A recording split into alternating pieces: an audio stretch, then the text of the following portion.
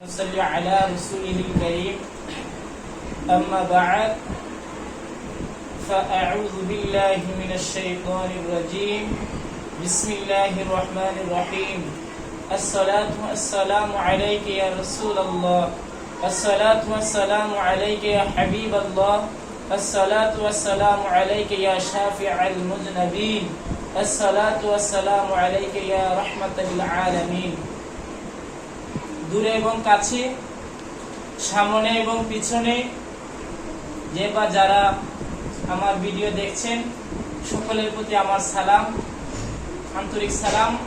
আসসালামু আলাইকুম ওয়া রাহমাতুল্লাহি ওয়া বারাকাতুহু। মহান আল্লাহ রাব্বুল আলামিন আমাদেরকে এই পৃথিবীতে পাঠিয়েছেন মহান আল্লাহ রাব্বুল আলামিনের ইবাদত বন্দেগী করার জন্য। আর ইবাদত বন্দেগী করতে হলে ইলম শিক্ষা করতে হবে। ইলমের ফজিলত বর্ণনা করে মহান আল্লাহ রাব্বুল আলামিন পবিত্র কোরআনে বলেন, ইয়ারফাইল্লাহুল্লাযীনা আমানু মিনকুম ওয়াল্লাযীনা উতুল ইলমি দারাজাত। তোমাদের মধ্যে যারা ঈমান এনেছে, যাদেরকে ইলম দেওয়া হয়েছে, মহান আল্লাহ রাব্বুল আলামিন তাদের মর্যাদাকে বাড়িয়ে দিয়েছেন। সুবহানাল্লাহ, কি সম্মান আর কি ফজিলত মহান আল্লাহ রাব্বুল আলামিন ইলম অর্জনের মধ্যে রেখে দিয়েছেন। ওয়া ইন্নাল আলিমা লা ইস্তাগফিরু লাহু মান ফিস সামাওয়াতি ওয়াল আরদ। যারা ইলম শিক্ষার জন্য, দ্বীন শিক্ষার জন্য, কোরআন শিক্ষার জন্য, হাদিস শিক্ষার জন্য, মাসলা মাসাইল শিক্ষার জন্য ঘর থেকে বের হয়, দ্বীনি শিক্ষার্থীর জন্য গর্তের পিপিলিকা থেকে শুরু করে সমুদ্রের মৎস্য পর্যন্ত মাগফিরাত দোয়া কামনা করে। সুবহানাল্লাহ। ছাত্রের পিতামাতার উপর মহান আল্লাহ রাব্বুল আলামিনের খাস রহমত, বরকত, মাগফিরাত নাজিল হয়ে যায়। এজন্য আমরা নিজে ইলম শিখব এবং অপর ভাইকে ইলম শেখার প্রতি উৎসাহিত করব, যে ইলমের উসিলা করে আল্লাহ রাব্বুল আলামিন আমাদের জীবনের সমস্ত গুনাহগুলি ক্ষমা করে দিবেন। আপনি বিশেষ করে সম্মানিত সুধীবৃন্দ, আপনি কোরআন পড়তে জানেন না, কোরআন পড়তে পারেন না, আপনার সন্তান যদি কোরআনের হাফেজ হয়ে যায়, এই কোরআন মোতাবেক জীবন যাপন করে, আপনি যদি জাহান্নামী হয়ে যান, আপনার এই সন্তান আপনাকে জাহান্নাম থেকে বের করে জান্নাতে নিয়ে যাবে। আমার কথা, নবীজির কথা, আল্লাহর নবী, দুজাহানের বাদশাহ নবী, সকল নবীদের নবী, যেই নবীকে দেখিলে সত্যযুগে জাহান্নামের আগুন হারাম হয়ে যায়।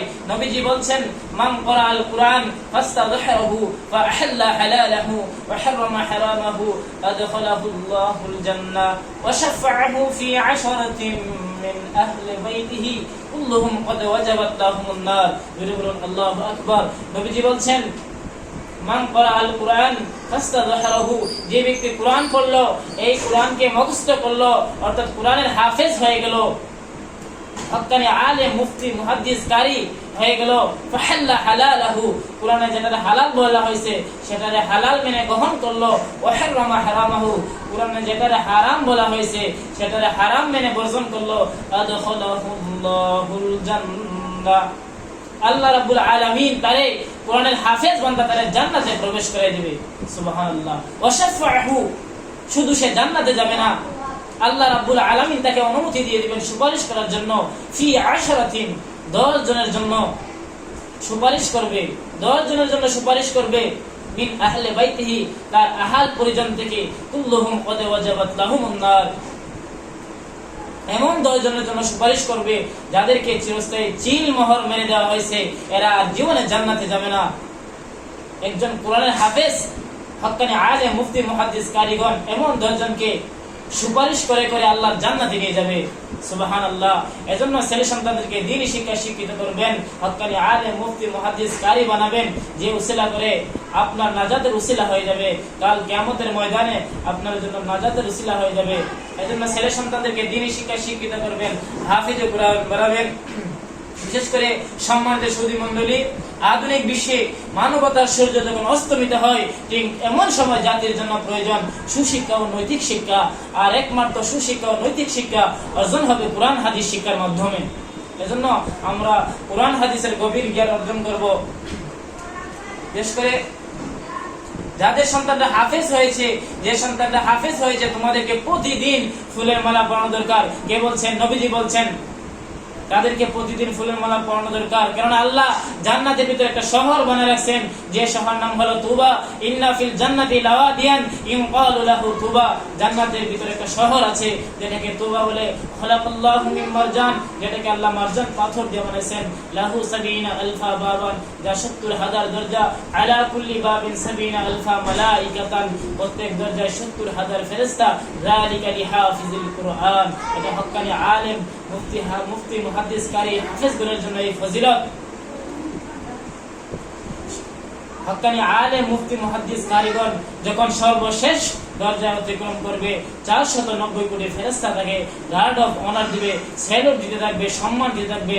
এবং ফেরেশতারা হক্কানি আলেম মুফতি মুহাদ্দিস কারিগণকে ফেরেশতারা ফুলের মালা পরাতে থাকবে। এবং হক্কানি আলেম মুফতি মুহাদ্দিস কারিগণের পিতাদেরকেও পিতামাতাদেরকেও ফেরেশতারা ফুলের মালা পরাবেন এবং ফুলের মালা পরাতে থাকবে। কারণ আপনার বাবা দুনিয়াতেও কিছু পেটকে পুরস্কার দেওয়া হয়, কিছু বাবা মাকে পুরস্কার দেওয়া হয়। ইনশাআল্লাহ হক্কানি আলেম কারি মুফতি মুহাদ্দিস গণের পিতামাতা এটা ধারণা করতে পারেন, যখনই আমার ছেলের জান্নাতে যাব, যখনই ওই সোসাইটিতে যাব, 490 কোটি ফেরেশতা আমার পেটে স্যালুট দিবে, পুরস্কার তো ওই দিন দিবেন মহান আল্লাহ রাব্বুল আলামিন। কাল কিয়ামতের ময়দানে দুই ধরনের পিতামাতা হবে। একদল পিতামাতা হবে জান্নাতি, আরেকদল পিতামাতা হবে জাহান্নামী। ওই জান্নাতি পিতামাতা কারা? যে পিতামাতা ছেলে সন্তানদেরকে দিন শিক্ষা দিয়েছিল, কোরআন শিক্ষা দিয়েছিল, হাদিস শিক্ষা দিয়েছিল, ফরজ ইলমের শিক্ষায় শিক্ষিত করেছিল, ওই পিতামাতার মাথায় থাকবে রাজকীয় মুকুট, যে মুকুটের আলো হবে সূর্যের আলোর চেয়ে বেশি। আরেকদের পিতামাতা হবে জাহান্নামী। ওই জাহান্নামী পিতামাতা কারা? যে পিতামাতা ছেলে সন্তানদেরকে দিন শিক্ষা দেয় নাই, কোরআন শিক্ষা দেয় নাই, হাদিস শিক্ষা দেয় নাই, ফরজ ইলমের শিক্ষা থেকে বঞ্চিত করেছে, ওই পিতামাতা হয়ে যাবে জাহান্নামের আসামি।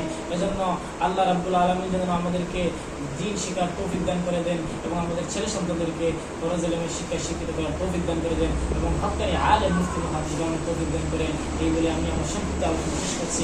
আসসালামু আলাইকুম ওয়া রাহমাতুল্লাহি ওয়া বারাকাতুহু।